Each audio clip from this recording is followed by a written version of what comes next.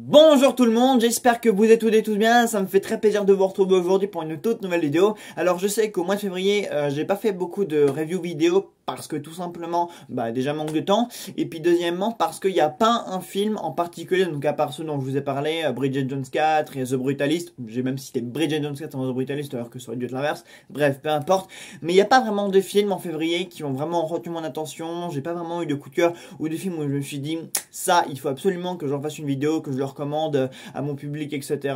Je sais pas pourquoi, vraiment, il n'y a pas vraiment de films qui m'ont marqué, encore une fois, à part les deux que je vous ai cités. Mais j'ai vu des films en février, mais du coup, après cette vidéo-là, du coup, il y a une autre vidéo dans la semaine qui va sortir, en fin de semaine probablement, qui sortira, et où je vais rattraper, donc, certaines critiques, du coup, que j'ai pas faites en février, donc, sur des films qui sont passés aux Oscars, notamment, ou même des sorties que j'ai déjà vues, là, depuis début mars et tout ça. Donc, voilà, donc, mais il n'y a pas vraiment de films qui nécessitaient pour moi que j'en parle là dans la volée. Voilà, il n'y avait pas pour moi de sortie vraiment intéressante. Voilà, par exemple, j'ai vu Maria, Paddington au Pérou, j'ai vu certaines choses, mais aucun de ces films là où je me suis dit waouh, ça je dois en parler le plus rapidement possible parce que les gens doivent aller le voir.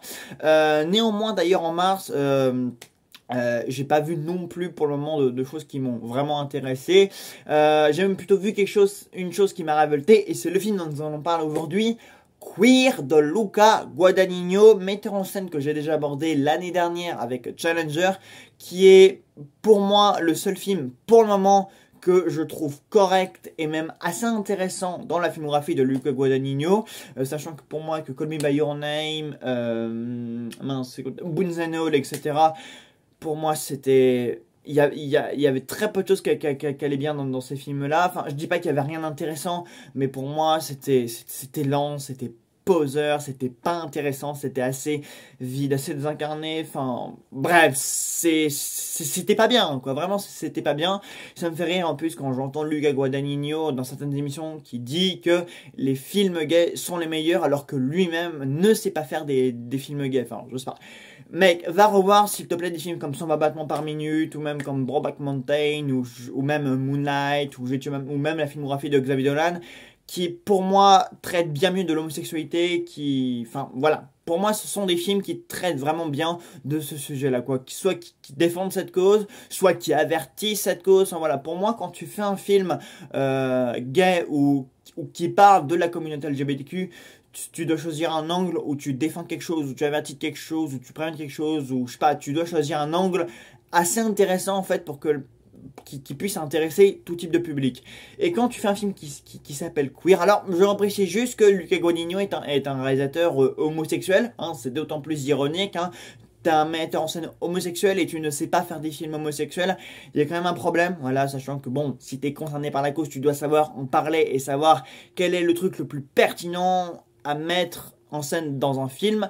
Or, Queer, c'est complètement dénué d'intérêt. Voilà, le film s'appelle Queer et c'est littéralement un film qui repose sur l'identité. Enfin, et encore l'identité, justement non, parce que dans le film, les personnages n'ont aucune identité. Voilà, je serais incapable de vous dire comment s'appellent les personnages dans ce film, ce qu'ils font dans la vie, quel a été leur parcours avant le film, quel a été leur backstory, enfin bref, le minimum syndical pour qu'on puisse identifier un personnage dans le film.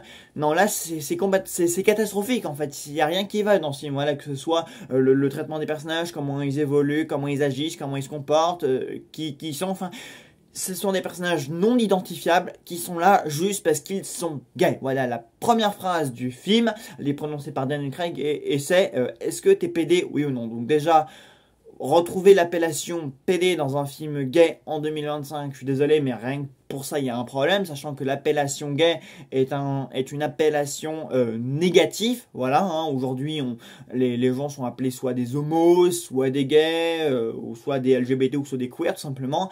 Mais rien que mettre... Et le mot revient plusieurs fois en plus, donc rien que ça, pour ça, c'est un problème. Et je sais pas... Encore une fois, Guadagnino est un metteur en scène gay, donc le mec n'a même pas compris que être gay, enfin le mot PD n'était même plus un mot qui pouvait s'employer dans ce genre de film. Donc déjà, rien que ça, il y a un problème. Dès la première ligne de dialogue, il y a un problème. Et comme je vous le disais, les personnages, leur seule caractéristique dans ce film-là, c'est qu'ils sont gays, qu'ils cherchent des hommes pour assouvir leurs besoins sexuels. Donc que ce sont des hommes gays qui ont des envies de relations sexuelles. Et c'est à peu près tout, quoi, en fait. Il y a rien d'autre à dire sur ce film-là. Enfin, il y a rien d'autre qui caractérise ces personnages-là. On ne connaît pas leur nom, on ne sait pas ce qu'ils font dans la vie, enfin, voilà. Le personnage joué par Daniel Craig, je vous jure, ça m'a perturbé parce que déjà, on sait à peine comment il s'appelle, on ne sait pas ce qu'il fait dans la vie, on ne sait pas où il vient. Ou alors si, il y a 2-3 éléments par-ci par-là qui nous suggèrent qu'il est exilé d'un autre pays parce qu'il a une maladie, etc. Mais c'est vraiment des éléments balancés au compte-gouttes. C'est vraiment le minimum syndical pour qu'on puisse se dire ah d'accord, ok, donc il a ce problème là, il vient éventuellement de là, et en fait il y a des choses qui nous sont suggérées, donc même quand on est chez lui et tout, on voit des machines écrites, on voit plein de documents, donc on peut se dire ok, c'est un mec cultivé, enfin voilà, en fait on est obligé de chercher nous-mêmes qui est ce personnage, on est obligé nous-mêmes d'apprendre à le connaître parce que le film ne nous dit rien sur lui, et ça c'est quand même un problème tout de même, parce qu'en général quand tu mets quelqu'un de gay dans un film, non seulement déjà tu ne le caractérises pas que par ça, mais en plus, si t'es un petit peu intelligent, t'essayes de nous attacher à ce personnage, puisque les gars en général sont des gens gentils, qui ont beaucoup souffert dans la vie, qui ont des choses à défendre, qui ont une cause, qui ont eu un parcours difficile, et donc rien que ça en fait, rien que leur orientation sexuelle, t'es obligé de creuser par là, puisque ce sont des gens qui, enfin, c'est pas un cliché, mais c'est comme ça que ça fonctionne. Voilà, être gay, ça a toujours été une difficulté pour beaucoup de personnes, et je sais de quoi je parle parce que dans mon entourage il y a énormément de personnes LGBTQ, donc voilà, je sais comment ça fonctionne, je connais très bien les gens qui sont concernés par cette problématique, par cette chose là. Je sais que, enfin, en général, voilà, quand on est gay, c'est soit une chose dont on a eu honte, soit dont on a, enfin, sauf pour certaines personnes qui ont été très tôt fiers d'être gay, d'être lesbienne, ou d'être pan, ou d'être je ne sais trop quoi, mais voilà, il faut parler de ça, et le film n'en parle jamais. Voilà, ils sont gays, et après, voilà, il y a rien d'autre en fait à définir là-dessus. Et surtout, en plus, quand tu mets un acteur comme Daniel Craig, et pourquoi j'insiste sur Daniel Craig, parce que il a été James Bond, et que James Bond est le héros masculin, viril, blindé de testostérone, et hétérosexuel par excellence. Alors, pour moi, quand t'as Daniel Craig et que tu l'emploies pour faire un rôle comme ça, mais t'essayes d'en faire un minimum quelque chose. D'autant plus que, avant qu'il ne soit choisi pour incarner le 24e James Bond, il me semble, je crois que c'est le 24e ou le 25e, enfin je sais plus. Ou alors non, c'est le 25e qui cherche actuellement, bref, peu importe. Avant qu'il incarne James Bond, pendant quand même 5 films, Casino Royale, Spectre, Skyfall, No Time to Die, ouais, 4 films. Avant qu'il ne joue 4 films en tant que James Bond, il avait déjà fait des rôles un petit peu dans la même lignée, voilà, des rôles très ambigus, qui parlaient de sexualité, ou qui parlaient donc de relations un peu comme celle-là, justement, et ça avait été critiqué parce que pour les gens, pour le public en général, un mec comme Daniel Craig, donc qui avait fait des rôles très différents et opposés à contre-emploi de James Bond, ne pouvait pas jouer un héros comme James Bond. Et Daniel Craig l'avait dit justement, queer, j'ai dû attendre de le faire parce que les gens d'abord devaient m'oublier en tant que James Bond pour que je puisse me glisser dans la peau d'un personnage comme celui-là.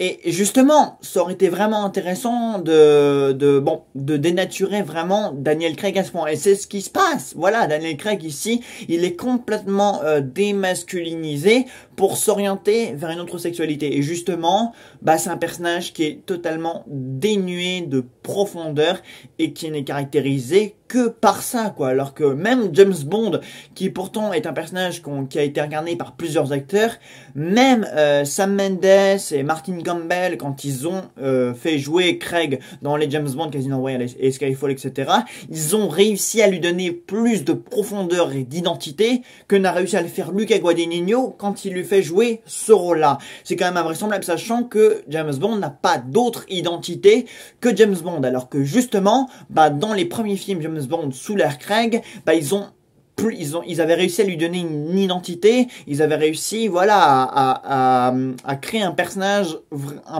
vraiment à part entière, juste de l'espion qui emballe 3, 4, 5 nanas par film, etc. Enfin, il y a quand même un truc qui fonctionne pas quand même avec ce truc-là. Enfin, moi, je comprends pas. Donc, queer, non. Queer, ça ne va pas, ça ne fonctionne pas. C'est assez grossier en plus de ça, voilà. Enfin, c'est juste, en fait, un film avec une atmosphère très, très chaude, très haute, avec des mecs, complètement excités, qui pensent qu'à copuler entre eux. Enfin, ça n'a aucun sens, quoi. Et les personnages, t'arrives pas à t'attacher à eux. Il y a pas de lien qui se crée. Il y a aucune empathie. On ne peut pas s'attacher à aucun des personnages parce que d'une part, on retient pas leur prénom, on retient pas le pourquoi ils sont là. Ils entrent, ils sortent dans le film. Enfin, bref, quoi. C'est un film qui est complètement dénué de beaucoup de choses, quoi. Que ce soit de caractérisation chez les personnages, il y a pas de thématique, il y a pas d'enjeu, il y a pas une raison pour laquelle on a envie de suivre ces personnages. Tu sais pas trop d'où les personnages viennent, tu sais pas trop où est-ce qu'ils vont. Enfin, je sais pas, le film suit les personnages qui font des va-et-vient dans la ville, on sait même pas trop où on est. D'ailleurs, au Mexique, il me semble, enfin, je sais pas, ni le lieu, ni les personnages, ni le film, on est dans le film, et après, on est censé suivre ces personnages, et c'est à peu près tout. On ne comprend pas l'histoire, on ne sait pas, il y a pas vraiment d'histoire qui se développe. Alors, si, il y a une histoire du coup entre le personnage de Daniel Craig et un autre jeune, voilà, de qui ils sont tombés amoureux, mais même ça, du coup, on sait pas trop s'il en tombe amoureux, s'il est juste séduit, s'il a envie de se... C'est ça le problème en fait, c'est que vu qu'on ne connaît pas ces personnages, on ne sait jamais ce qu'ils veulent l'un pour les autres, ou... Enfin, c'est problématique en fait, je sais même pas trop comment vous parler des personnages ni de ce qui se passe, vu qu'il y a les liens entre les personnages, leurs sentiments ne sont jamais explicitement dit. Enfin, je veux dire le love interest de Daniel Craig dans ce film-là, mais je suis incapable de vous dire finalement quelle est la relation qui se développe entre eux, si c'est juste une histoire de cul, s'il y a des sentiments non dits, enfin voilà quoi. Et même au début, enfin, on met un petit peu de temps à savoir si l'autre est gay ou pas, parce que je sais pas, le Guadagnino il espèce de mettre une ambiance là-dedans, de semer un doute qui est somme toute inutile, puisque juste après Daniel Craig lui a eu une fellation, après c'est l'autre qui lui donne du plaisir. Là tu te dis mais dans quel sens à ce film, qu'est-ce que tu essayes de nous dire, qu'est-ce que tu essayes de nous faire comprendre, pourquoi, dans quelle direction tu vas et pourquoi surtout, qu'est-ce que tu défends en nous montrant ces images-là. Enfin, c'est quand même ridicule quoi. C'est quand même insensé. Donne-nous plus d'informations, donne-nous plus de choses, parce que là moi je suis perdu dans ce film. En fait, moi j'étais perdu, je ne comprenais pas ce qui se passait ou pourquoi, le comment. Enfin, c'est un film, on est dedans et on suit des personnages et c'est tout. C'est la seule chose qu'on est censé faire, suivre des personnages en quête d'amour, d'affection, de sexe, et c'est tout. C'est absolument tout. Donc, waouh, c'est compliqué quand même, hein. Queer, pour un film qui qui est gay, enfin qui se revendique comme ça parce que tourné par mec gay et parce qu'il s'appelle comme ça, avec un acteur dont on ne situe finalement plus vraiment la sexualité. Je sais pas trop, non, ça ne va pas, ce n'est pas bon, c'est très compliqué, c'est un cas très compliqué, parce que j'ai l'impression que c'est un scénario qui ne va dans aucun sens, qui ne part d'aucun sens et qui ne va dans aucun sens. Voilà, il n'y a pas de postulat de départ, on nous dit pas, voilà, les personnages sont ceci, sont cela, ils font ceci, ils font cela, ils vont à la recherche de ceci ou de cela. Non, là c'est... Bref. Compliqué. Donc, vous l'avez compris, je ne vous conseille pas Queer pour toutes ces raisons. Voilà, je trouve que c'est un... Bah, voilà. Bon, de toute façon, je pense que j'ai été assez clair. Voilà, si je continue encore d'épiloguer, je vais me répéter. Mais globalement, c'est ça. Et encore une fois, je trouve ça très dommage, tellement il y avait de choses intéressantes qui auraient pu être faites avec ce film. C'est ça, en fait, le truc, c'est que il y avait du potentiel, voilà, avec Daniel Craig, en tant que figure masculine, en tant qu'ancien James Bond, rien qu'avec ça, il y avait un truc à faire. Je vous assure, ça aurait pu être justement, il aurait complètement pu jouer sur ça, le gars Guadagnino, en mode, j'embauche James Bond pour faire un mec gay comme un phoque, parce que c'est une appellation, non, PD comme un phoque, pardon, j'embauche un mec pour jouer un mec PD comme un phoque, et je vais en faire un truc hyper intéressant, je vais en faire je sais pas, il aurait vraiment pu revendiquer quelque chose avec ça, quoi. Il aurait pu faire un film LGBT, engagé, vraiment, il aurait pu s'en servir à vraiment, ça aurait pu être le truc le plus avantageux pour lui, et il n'en fait rien. C'est complètement problématique. Même au niveau de la mise en scène, il y a rien, quoi. Alors que c'était justement tout ce qui faisait l'intérêt de Challenger l'année dernière, c'était qu'il y avait une mise en scène, et que c'était la mise en scène qui nous indiquait ce qui se passait entre les personnages qui créait de la tension. Voilà. Là, il y a une atmosphère, mais il n'y a pas de mise en scène. C'est. Bref. Je vais m'arrêter là parce que sinon, bref, sinon je vais épiloguer pour ne rien dire, mais de toute façon vous avez compris ce que j'en ai pensé.